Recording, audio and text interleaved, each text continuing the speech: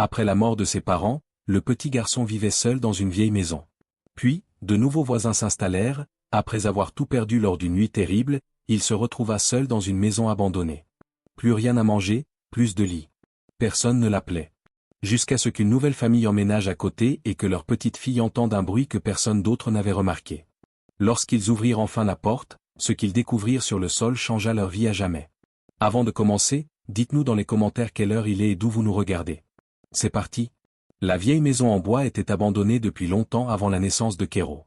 Mais maintenant, c'était le seul endroit qui lui restait, le seul endroit où flottait encore une légère odeur, une odeur ténue de sa vie d'avant. Le plancher craquait comme s'il souffrait à chaque coup de vent. La poussière s'infiltrait par les fenêtres brisées. Les boîtes de conserve roulaient au moindre souffle de vent.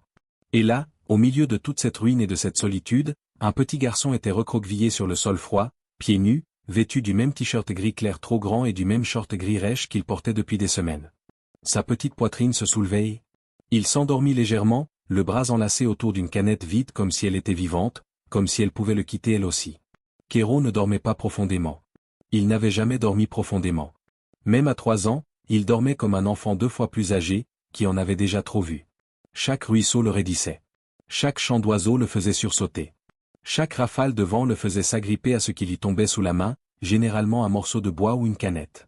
Ses petits pieds étaient noircis de terre, craquelés par ses promenades nocturnes à la recherche de quelque chose, de n'importe quel repère familier. Il n'avait pas toujours été ainsi. Il n'avait pas toujours été seul. Mais la nuit où tout a basculé s'est gravé en lui avec une telle violence que, même à un si jeune âge, son corps se souvenait de chaque seconde. Tout a commencé par la pluie. Une pluie battante. Le genre de pluie qui s'abat sur les toits comme des pierres. Il se souvenait de sa mère qui criait son nom, le Ker, mon bébé, viens ici. Sa voix tremblait, mais elle lui souriait quand même, car elle ne voulait pas qu'il ait peur. Son père traînait des cartons vers la porte d'entrée tandis que de la fumée s'infiltrait sous les placards de la cuisine. Au début, le feu n'était pas important, juste une faible lueur orangée qui rongeait le bas du mur. Mais le brasier se propagea rapidement, aspirant l'oxygène comme s'il était affamé. Kéro ne comprenait pas ce qui se passait. Il restait là, sa cuillère en métal préférée à la main, fixant l'orange qui grossissait et devenait de plus en plus menaçante. Sa mère le saisit par les bras, la peau brûlante, les yeux grands ouverts mais toujours doux. « Écoute, maman, dit-elle. Reste près de moi. » Soudain, le toit craqua, une poutre se brisa et des flammes jaillirent vers le ciel, comme si elles avaient attendu précisément ce moment où sa mère avait été distraite. Elle réagit. Elle poussa Kéro vers la porte de derrière ouverte avec une telle force qu'il trébucha et roula dans la boue humide. Désorienté, il tenta de se relever, tendant la main vers elle, mais elle ne sortit pas. Elle ne le suivit pas. Son père essaya. Il essaya de toutes ses forces. Il lui attrapa le bras. Mais le plafond s'effondra comme un coup de marteau. Le bruit fut si assourdissant que Kéro tomba à genoux, se bouchant les oreilles. Il se souvint du cri. Il se souvint du silence qui suivit. Il se souvint du goût mêlé d'eau de pluie et de cendres dans sa bouche. Et puis plus rien. Plus de mère. Plus de père. Plus de maison. Il erra des heures durant, jusqu'à l'aube. Ses petits pieds traînaient dans la boue, jusqu'à ce qu'il retourne à la seule structure qu'il voyait, la maison abandonnée d'Aix-en-Grave-Côté. Celle où ses parents lui avaient formellement interdit d'aller. Celle qui, désormais, lui semblait être le seul endroit où il se sentait chez lui. Les jours passèrent, peut-être des semaines, peut-être des mois. Kéro ne comprenait plus le temps. Parfois, il se réveillait et pleurait à chaudes larmes. Parfois, il ne pleurait pas du tout, se contentant de fixer les murs comme s'il attendait une réponse. Il survivait avec ce qu'il trouvait, du vieux pain jeté au bord de la route, des conserves à moitié écrasées abandonnées par des inconnus. Il avait appris à ramasser les boîtes de conserves, à les taper contre le bois, en espérant que quelque chose à l'intérieur bouge. Il ne parlait pas. Il ne savait plus comment faire. Quand il essayait, sa gorge se serrait et la peur lui étreignait la poitrine, lui donnant un goût de fer. Alors il restait silencieux, muet comme la maison, muet comme la nuit de la disparition de ses parents. Mais le pire, ce qui lui transperçait le cœur chaque matin, c'était l'attente. Il attendait chaque jour. Il attendait des pas qu'il reconnaissait. Il attendait que les mains de sa mère le prennent dans leurs bras et l'embrassent sur le front. Il attendait que quelqu'un l'appelle par son nom d'une voix douce, avec le ton chaleureux qu'elle employait toujours. Désormais, les seuls bruits de pas qu'il entendait étaient ceux des rats qui grattaient les murs délabrés. Et pourtant, malgré toute la douleur, malgré le vide, il ne partit jamais. Parce que partir, c'était accepter leur absence. Parce que partir, c'était accepter qu'ils ne reviendraient pas.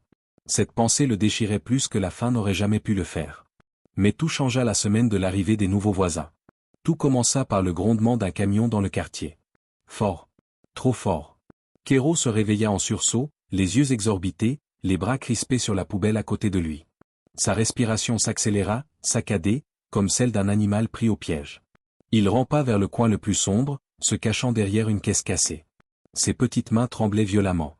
Les bruits forts étaient synonymes de danger. Les bruits forts étaient synonymes d'incendie. Les bruits forts étaient synonymes de perte.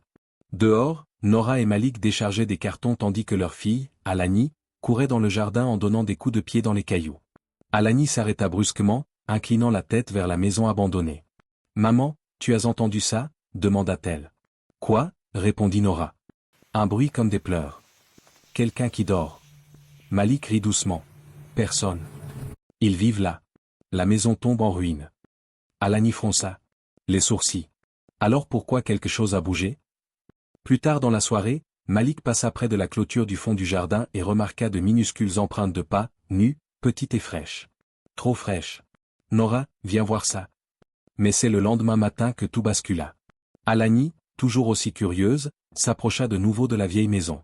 À travers une fenêtre entr'ouverte, elle aperçut quelque chose de petit sur le sol. Quelque chose de rond, de minuscule, recroquevillé comme un animal errant. Non, pas un animal. Un enfant, s'écria-t-elle en reculant, la voix tremblante. Maman, maman, viens. Nora accourut. Elle jeta un coup d'œil par la fenêtre. Son esprit s'arrêta net dans cette pièce sombre et poussiéreuse. Un petit garçon était allongé sur le plancher de bois, exactement comme sur l'image, recroquevillé, sale, endormi à côté de boîtes de conserve et de miettes éparpillées. « Oh mon Dieu !» murmura Nora, la main sur la bouche. « Malik, appelle quelqu'un. Il y a un enfant là-dedans. » Mais avant même que Malik ne les rejoigne, Nora poussa la porte grinçante, le cœur battant si fort qu'elle en eut la nausée. Une odeur de poussière et d'air vicié l'assaillit. Elle entra lentement, prudemment. Un pas de plus, puis un autre. Le plancher craqua, et alors elle le vit. Clairement. Kéro, minuscule, seul, dormait à même le sol dur comme si c'était le seul lit qu'il ait jamais connu. Nora avait le souffle court.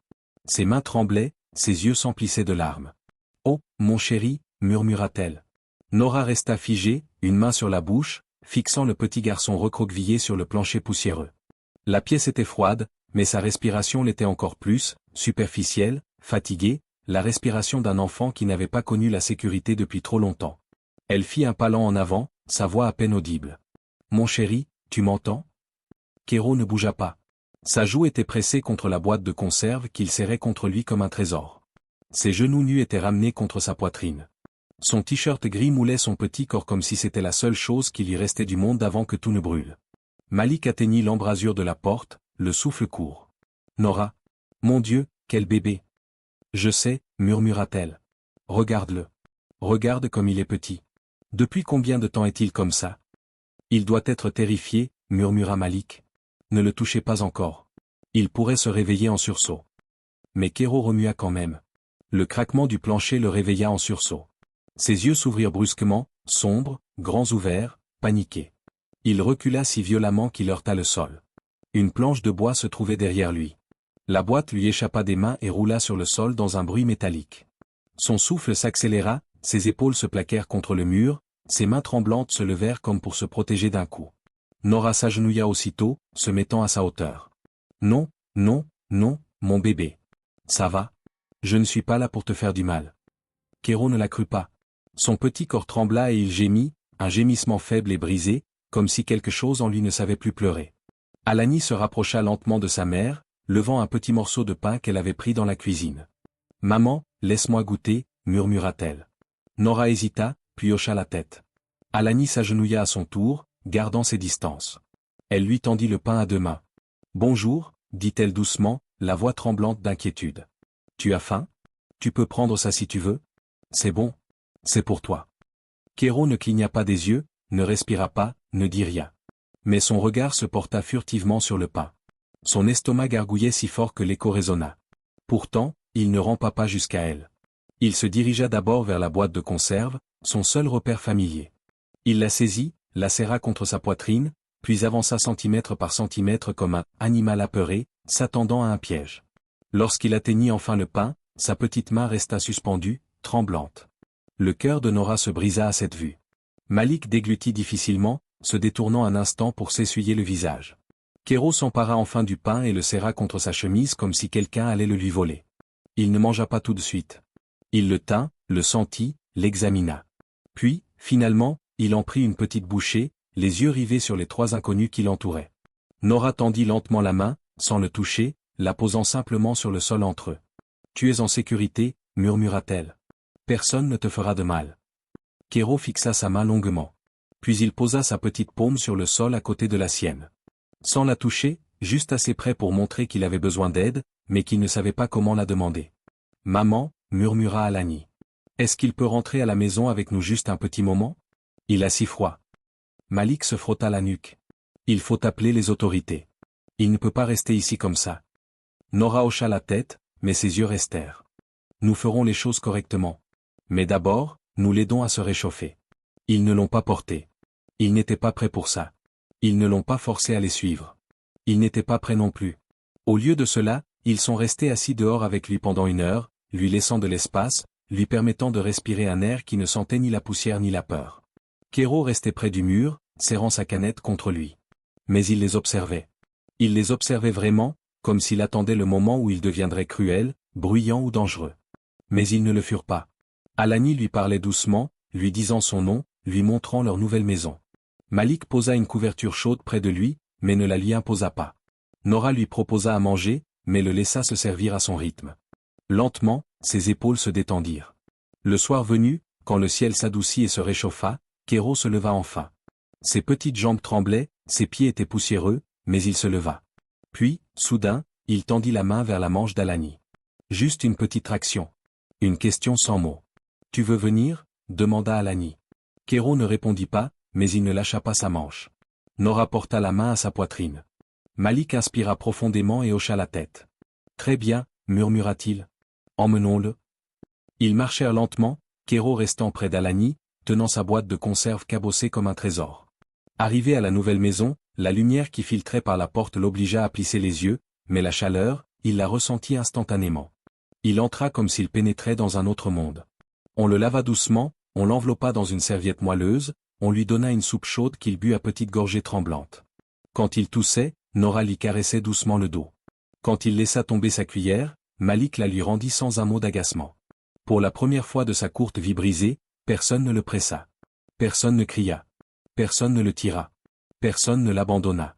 Ce soir-là, Nora installa un petit lit par terre à côté d'Alani. « Tu peux dormir ici ce soir si tu veux », murmura-t-elle doucement. « Juste ce soir, le temps qu'on trouve une solution. » Le petit garçon regarda le lit, puis Nora, puis Alani, qui lui sourit tendrement, lui assurant qu'il était en sécurité.